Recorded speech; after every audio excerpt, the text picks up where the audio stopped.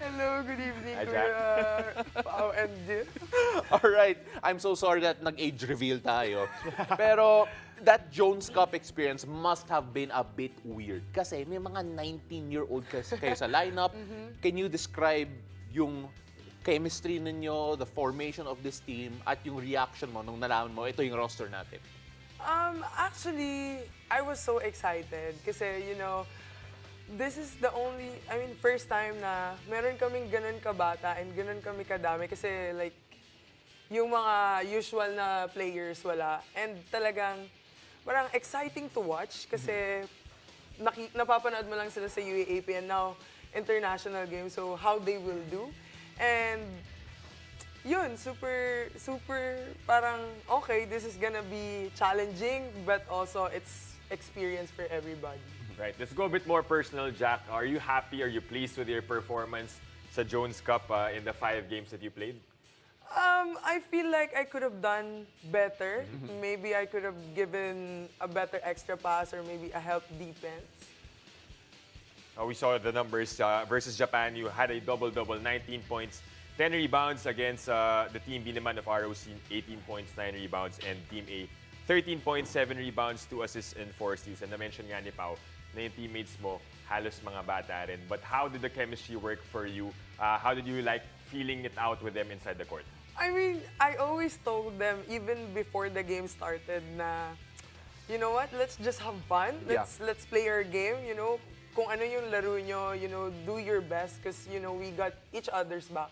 So no matter you made mistake, just keep your heads up and keep playing. The amazing thing is I actually talked to Coach Pat after Jones Cup and I said that, alam mo Coach, nag-improve kayo kasi before this, winless sila. Yeah, 0-5. Dati, and now you finally got 1-4. the win. Oh, nag-1-4, improvement. Pero all joking aside here, we now have a little picture of the future of the Gilas Women. We mentioned si Casey De La Rosa, the 19-year-old we were talking about. We had her on the show. Sinabi niya that she learned a lot from you. Anong masasabi mo sa laro niya? And of course, your reaction training with her because iba yung athleticism niya eh. Iba yung, I guess, yung technical ability niya. But what do you feel she needs to learn to be able to get better? As well as the other younger ones eh. Ano nga grabe pag nasa training kami or even in the game, pag nasa bench ako, grabe, I'm in awe with the way she plays, the way she moves. Like, sobrang lanky niya, ang taas niya tumalon. The athleticism is there.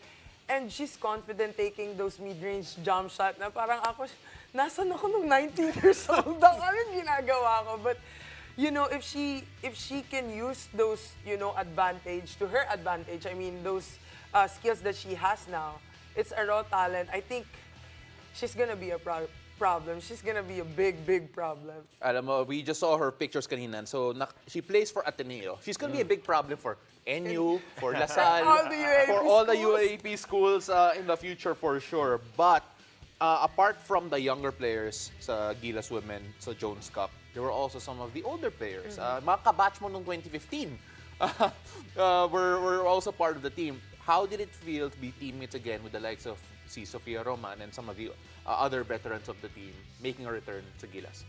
Siyempre, sobrang sarap sa feeling, parang looking back, parang we're the ones who started this and now we're back on the same page again. It's just, we're, no matter what, we just, go all out. With that said, na mix of young and old players, is there any internal competition knowing na marami na kayo ngayon sa pool? Marami na mas pagpipilian for the future competitions. Kumbaga, the final roster is the same, final 12 yan. Kamusta yung atmosphere sa loob sa pool?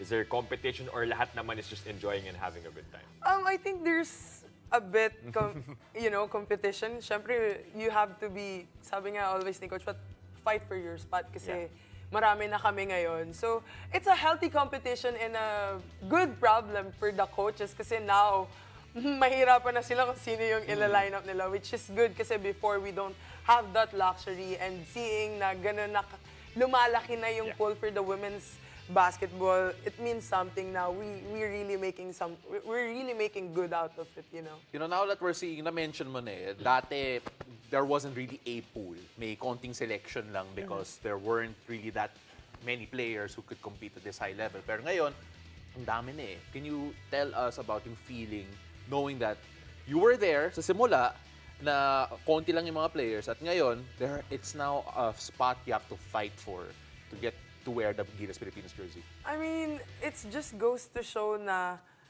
yung this program, what Coach Pat builds and the other coaching staff, na talagang we're really putting the women's basketball here in the Philippines in the map. And, you know, those players na parang, I wanna play for that, you know, I wanna play for the national team. And if I wanna play, I have to show up.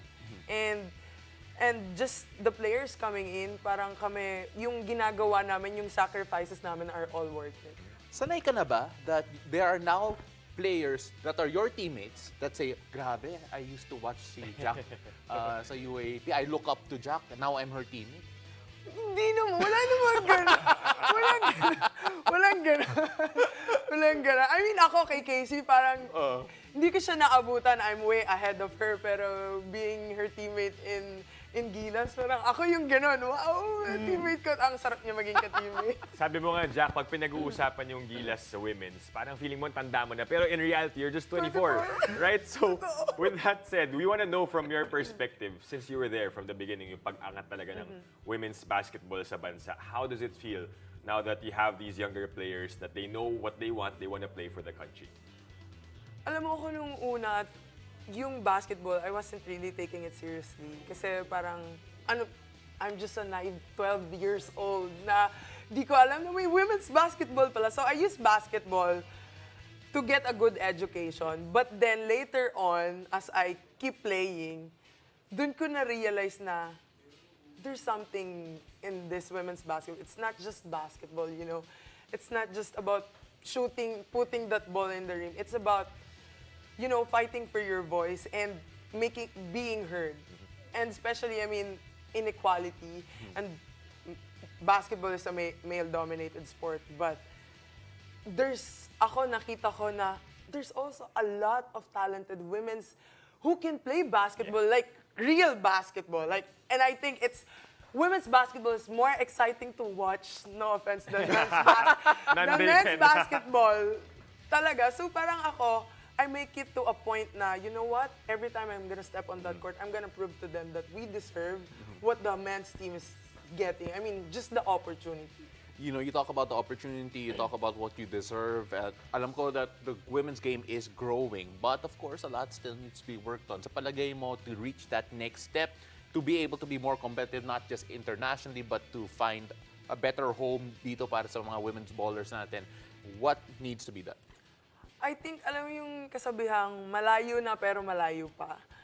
But it's a broad spectrum of what needs to be done. But siguro one thing is that if we could have a established women's basketball league here in the Philippines, because that's gonna be a big thing. Kasi other neighbor countries, they have their own professional league. So why not tayo rin? Yeah, a sustainable one for sure. At alam mo, Jack, I don't know if you knew, pero this is only part 1 of the Jack Animam podcast Trilogy dito to. sa The Game. Trilogy to. We're gonna have her for quite a bit here. Right.